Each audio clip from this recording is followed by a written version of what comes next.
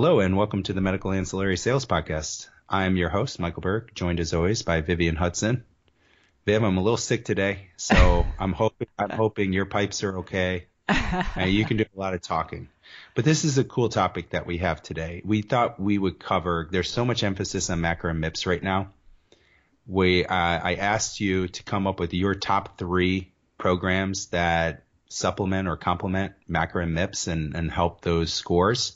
And I also came up with my top 3. So this podcast will be the top 6 MACRA MIPS programs. So, as you're talking to your doctors, if this topic comes up, or if you're a good rep, you might be bringing up this topic. What proactive measures are you doing to address the performance scores with MACRA and MIPS?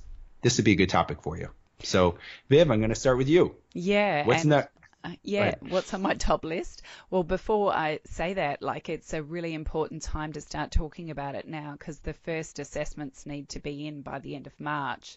So we're 5 or 6 weeks less than that away from the end of March.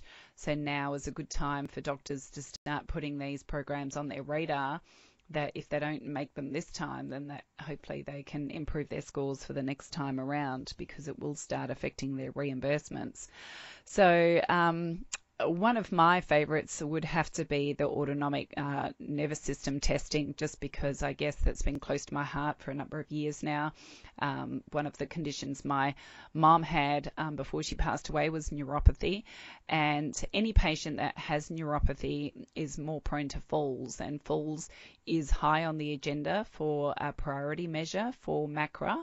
So anything that a physician can do that can test a patient for falls is of benefit. And also from the cardiac standpoint, when you're looking at the ANS testing, it's giving you not only a look at the patient's large fiber, and it's giving a measure on their large and small fiber nerves and how that impacts the actual heart rate variability, which is a big indicator for chronic disease states. So I'd have to put my ANS right up there. You're always pushing that ANS, Viv, but for good reason. I've heard there's a couple bucks to be made in ANS for the doctors. So. Yes. If nothing else, it's going to put a smile on the doctor's face, because it's going to fatten up their bank account. And we know that for a fact, because a lot of our sales now are second and third machines. So absolutely, it's a winner all the way around. Number 1 on my list is an obvious one. Some doctors are doing this, some aren't, but that'd be annual wellness visit. It's built right into the formula for the MACRA and MIPS formula. Are they doing the basic assessments? And this is just this is something every physician should be doing, but they're not all doing it. And one of the reasons they don't do it is because of the time it takes. But luckily, there are self-directed, patient-directed programs out there. I know we have a couple of them. We have a new one now that is, these are on iPads along with the mental health assessment, drug and alcohol, depression screening, all that. You can give the patient these in the waiting room. They can take the annual wellness visit before they've been let back to the exam room. Doctor makes a few dollars on it. It helps their MACRA and MIPS scores. If they're not willing to to just hand the patient an iPad, I don't know what else I can do to help you, Doc. I'm giving you the easiest thing you could be doing. So I'm starting with the second easiest. When I get to number 2, that's actually the easiest. But this is the easiest one that makes money for the doctor. So what do you got for number 2, Viv? Well, I guess I'm going to say as a follow-on from the annual wellness visit, because one of the important things that the annual wellness provides is the care plan. And the care plan is one of the high priority measures. So that's an easy way for doctors to get points, is just to simply do the annual wellness visit. So then when we add to that chronic care management, then it becomes a lot more of a full circle of care for the patient.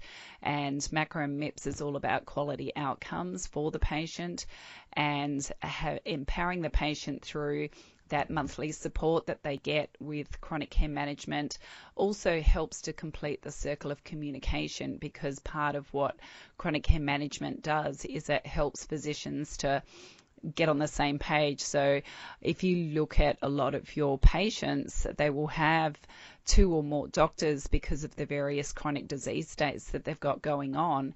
And when they actually do the chronic care management program, it helps to consolidate a lot of that information into one place. So it helps with that communication. And again, that sharing of information between physicians is another high priority measure. So help your doctors get on board with that one. And chronic care management, it's hard for a doctor to do it independently. Like there's just so much reporting and recording. You've got to time things, and it's just a bit of a monster to try to do on your own. So provide your doctors with an easy solution where they can send it out to a third party that will actually do all the work for them. Okay, Mike, so what's the next one on your list? Actually just bill for it. Well, So Viv, I I'd have to think go that with kind of the goes easiest hand in one, hand which with the annual is wellness the visit. Medication Reconciliation Medication Management Program, MedMap. I don't think we've had anything that's resonated more with physicians than MedMap over the last month or two, because it is a new test. But Viv, did you know that the third leading cause of death in the United States is adverse drug reaction? It's quite amazing. Over Yeah. almost 250,000 deaths, 2.2 million hospitalizations per year. And if you look at the formula for MACRA and MIPS, it's about preventative care. It's about keeping patients out of the hospital. And this is not an insignificant problem. If there's over 2 million hospitalizations each year. So the MedMap program, if you guys are not familiar with it, you should look on our website or watch the training video or listen to our other podcasts about it. 1 drop of blood, you can check for 90% of over-the-counter and prescription medications, and shows you any potential drug-to-drug reaction. And it also, of course, this is MedMap study, but there was a study that they put out that it's something like 75% of the hospitalizations could be avoided with proper medication management. I saw that somewhere. I don't remember where, but suffice it to say, it's a big problem, and this can help with that problem. And ultimately, this is going to help your MACRA MIP scores. Yeah, absolutely. So it's one pulling of up the rear. It's one of those things that's listed as a high priority measure as well. So it definitely is going to be earning them some quality measures for their MACRA MIPS. So it's definitely on the radar and very easy to do. And when you look at, as I was saying before, when you've got multiple prescribers for the same patient, sometimes they're prescribing a similar drug, and you could end up with your patient taking a couple of different types of blood pressure medication unbeknownst to the other physician. So it's a important one. And then goodness knows what else the patient pops into their body that their husband or wife is taking as well. And I've seen that happen as well. Yeah. Oh, dear. Yes. Yeah. So I guess my last one would have to be, and I've got to circle back to the nervous system, is the diabetic neuropathy device. And that's a new one that we've just had added on to our portfolio recently.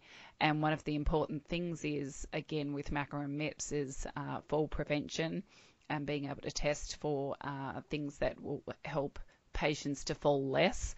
And if you look at loss of sensation due to neuropathy, that is a big reason for people to fall, because they don't have that same sensation in their feet.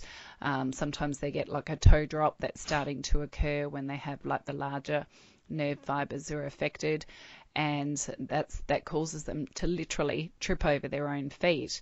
And if you look at the diabetic neuropathy device, it's a 3 to 5 minute test. It gives them an objective measure that will determine both small and large fiber neuropathy, and it's fairly inexpensive for the physician to purchase one of those as well. So that's probably my next one. So what about yours? Bringing up the rear, Mike? Well, because we're talking about MACRA MIPS, we're talking about Medicare patients, older patients that exhibit a lot of memory loss symptoms. But those memory loss symptoms could be due to a number of factors. It's not necessarily dementia or pre-Alzheimer's. It could be stress, anxiety, sleep disorders. They could have some sort of mild cognitive impairment. And the Evoke system is really fantastic at being able to identify these patients, because historically what physicians are doing is they do these paper-based self-assessments, and they're just really not that specific and not that effective, and most physicians don't really use them. But the Evoke system addresses that because it looks at the biomarkers based on EEG and ERP, events-related potentials, and it can identify the root cause of the memory loss. Is it mild cognitive impairment? Is it depression, or is it dementia? So it gives a differential diagnosis so the physician can accurately diagnose the patient. And that's a very, very valuable tool right there. It is. That's all I have. It is.